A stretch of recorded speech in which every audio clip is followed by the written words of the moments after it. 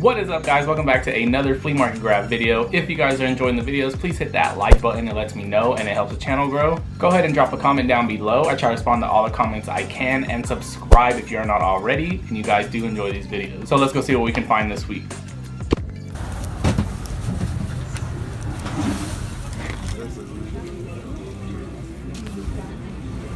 Yeah, that's a good dude. She's one of the young players that ever started. It's a cool colorway. Case only, but I feel like the case and manual for this game is harder to find than the game itself, so not too bad for $3, I guess. How much are the shoes? Give me $8 for that one. $8. I don't sell everything cheap because I don't want nothing else. That's the way to do it. Yeah.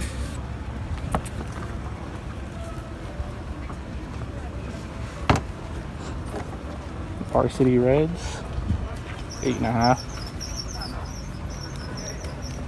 Probably have to scoop those up. Oops. $2 each. Can't beat that. They can go through them and take you, take the pictures, and show all the good stuff. You'll sell bad.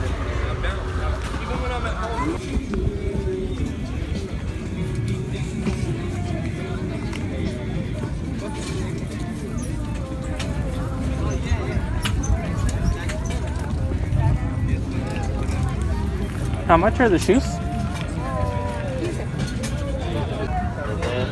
Well, there is people with size 14. $10.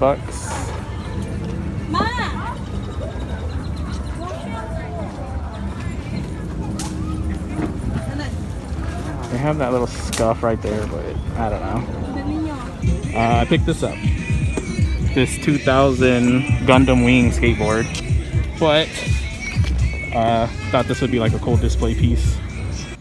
Alright guys, welcome back to the pickup part of this week's flea market grab video. So let's go ahead and get into the pickups. So the very first thing I found when I got there is actually this Ps3 controller right here. Picked it up for $5. I have plenty of Ps3 controls, but this is always an easy like $20–25, so I grabbed that. I picked up this Genesis case. It's not the game, unfortunately, but the case does have a little value by itself. And it's the case and manual for Midnight Resistance on the Genesis. As you can see, it has the manual on the inside.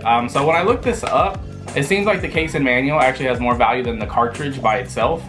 Because I saw the game by itself was selling for like $20–25, but with the case and manual it was selling for like $50. I figured for only $3, I'd go ahead and pick that up. So those are the only two video game things I found this weekend. I did find this right here, which is probably one of my favorite things I found this weekend. Ended up spending $10 on it. I'm gonna end up keeping this, put it on display somewhere. I'm gonna hang it up somewhere.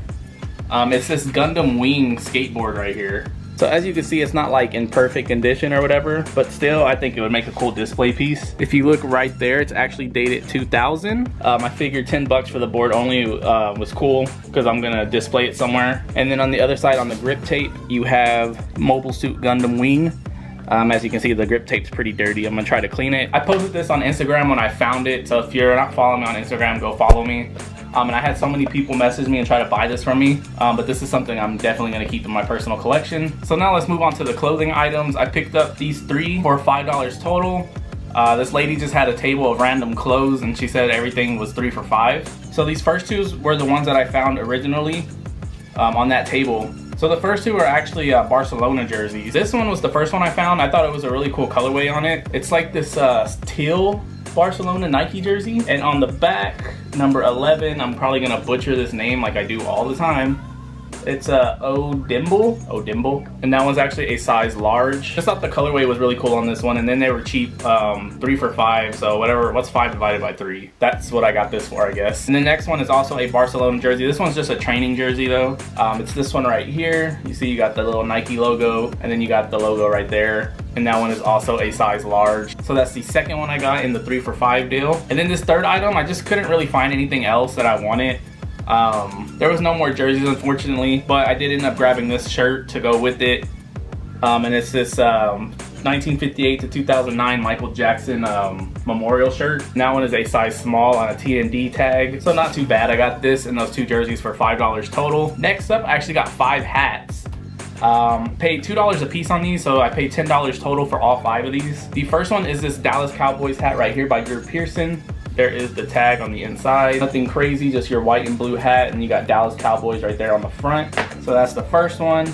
The second one I got is this Pittsburgh Steelers like fade hat. That one is actually a Velcro back. That one is by Logo Athletic. This one actually has like some light stains on the top of the dome and everything. I don't know if they're gonna come up. You can probably see them better in the inside. So this one I'm still gonna try to clean up a little bit more. That is the second one. The third one is this Sports Specialties Dallas Stars snapback. You got the Dallas Stars logo with like these little designs right here on the side. And then on the back, you got stars spelled out over the snap. And like I said, that one is a Sports Specialties hat. So that is hat number 3. And then the last 2 hats are both top of the world brand. And they're both Fighting Irish hats. The first one is this one right here. You just have the ND for Notre Dame and then Irish spelled out right there. Coolest part about this one is the big spell out on the side. You got Irish, and then it's cool that the snap is 2 different colors. And then like I said, that one is top of the world branded. Really cool hat. This is not my favorite one that I found though. The next one is actually my favorite one out of the lot. It is another Fighting Irish hat, and it's this hat right here. And as you can see, it is the graffiti Fighting Irish hat. You got the logo right there on the front, and then on the side you have that Irish and that graffiti print. And again, that is another top of the world snapback. So this one's definitely my favorite one that I found out of the 5 hats that I picked up.